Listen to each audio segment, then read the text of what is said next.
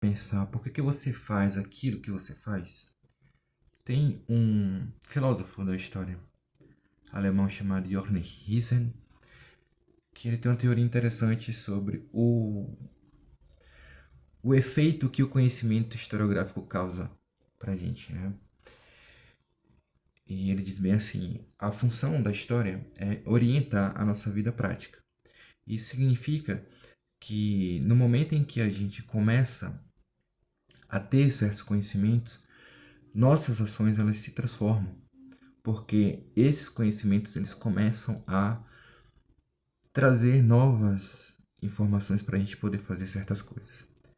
No caso, o passado ele mobiliza, ele dá base, dá sustentação para as nossas ações. E existe um conto de James Joyce que está presente no livro Dublinenses, que é muito interessante. O nome dele é Eveline e conta a história de uma moça que ela está prestes a fugir de casa e ela vai fugir de Dublin, né, para a Argentina, e com um marinheiro, né, que ela conheceu. Ela quer fugir de casa porque ela está tendo problemas com o pai desde que a mãe dela morreu e ela não vê os irmãos. Enfim, a vida dela tá uma bagunça e ela acha que ela vai consertar no momento em que ela sair desse ambiente. No vídeo passado eu falei que realmente os ambientes eles têm condições fundamentais para fazer com que a gente tome certas decisões, para mobilizar a nossa vida, para que a gente viva de uma determinada maneira. Então, se a gente está no meio de pessoas que falam certo tipo de palavra, que tem um determinado vocabulário, a tendência é que a gente repita esse vocabulário. Ou seja, se o ambiente reforça determinado comportamento para a gente, nós vamos repetir esse comportamento. Se ele pune esse comportamento, nós vamos evitar esse comportamento. No caso de Evelyn, que é o nome da moça que quer fugir, ela não manifesta esse problema. O pai dela é um pouco ríspido, um pouco violento, mas ela é uma menina doce. Então ela opta por não seguir o mesmo padrão do pai. No entanto, ela quer sair desse ambiente porque esse ambiente está fazendo mal para ela. Ela já não está suportando mais o pai agindo de determinada maneira por causa do luto da mãe. Que ele sente, né?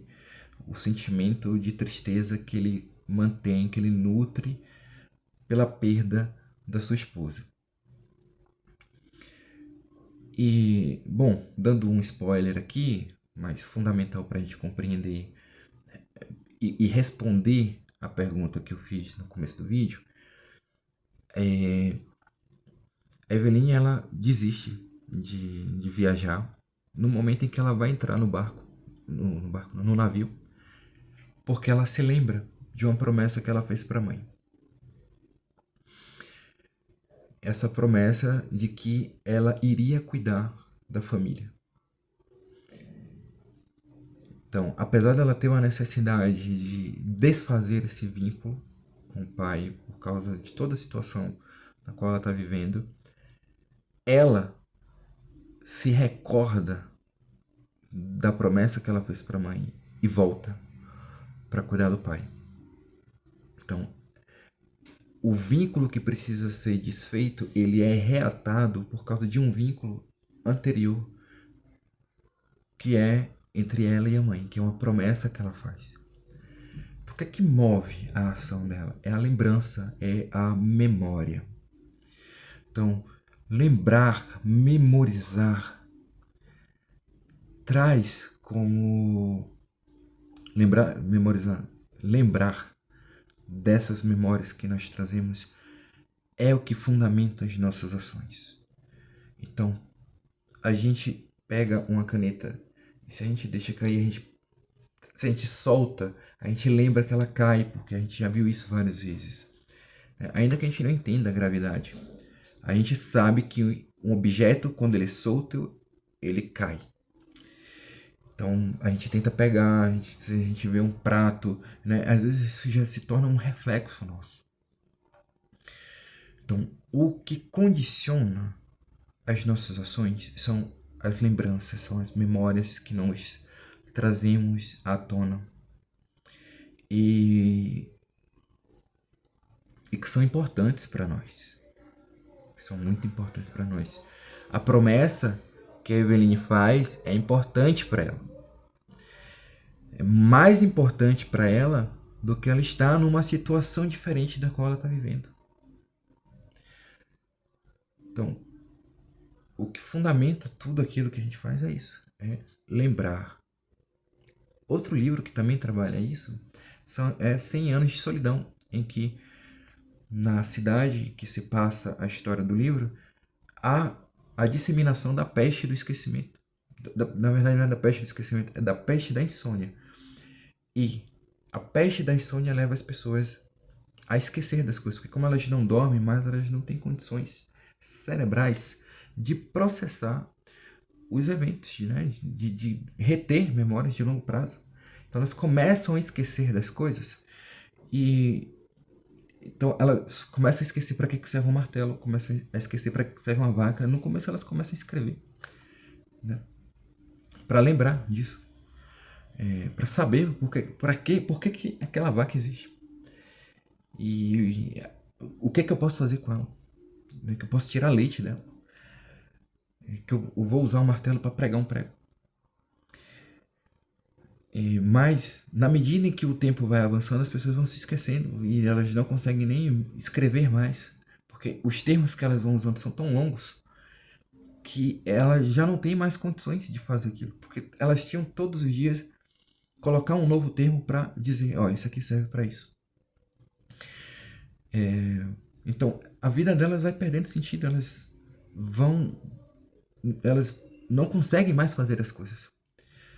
Aí vem alguém e faz com que todo mundo retome a memória e aí a vida volta a ser como era antes. Então, tudo o que fundamenta, tudo que dá base para a gente fazer as coisas é lembrar que uma panela serve para isso e que uma caneta serve para escrever, que um livro serve para ler, lembrar o significado das palavras e lembrar o caminho para o nosso trabalho, lembrar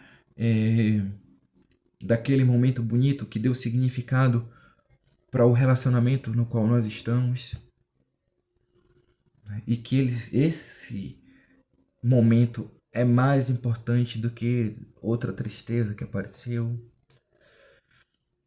Então, o fundamento da nossa vida é a nossa memória. Então, se nós esquecemos das coisas, nós estamos em constante prejuízo.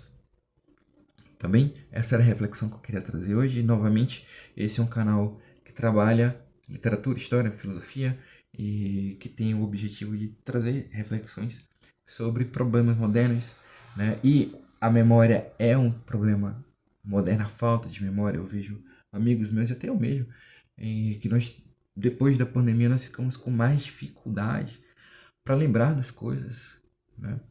E também por causa do uso da tecnologia que tem exigido menos do nosso cérebro, da nossa capacidade de memorização. E aí nós temos perdido coisas, né? Nós temos perdido habilidades com isso. Então, precisamos então fazer o exercício de memorização. Precisamos trazer mais para a nossa realidade a importância que a memória tem, e tanto na nossa vida pessoal quanto na nossa vida coletiva, porque a nação também, a sociedade, ela se fundamenta em práticas cotidianas de muito tempo, né? Aquilo que sempre foi feito, né?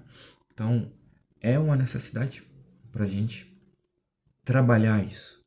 Então, no contexto social, a gente trabalhar a história pública, trabalhar os fundamentos da nossa sociedade, trabalhar as raízes de onde nós tiramos a nossa vida, que é uma raiz coletiva, mas também trazer essa importância da memória para a nossa vida privada, a nossa vida pessoal.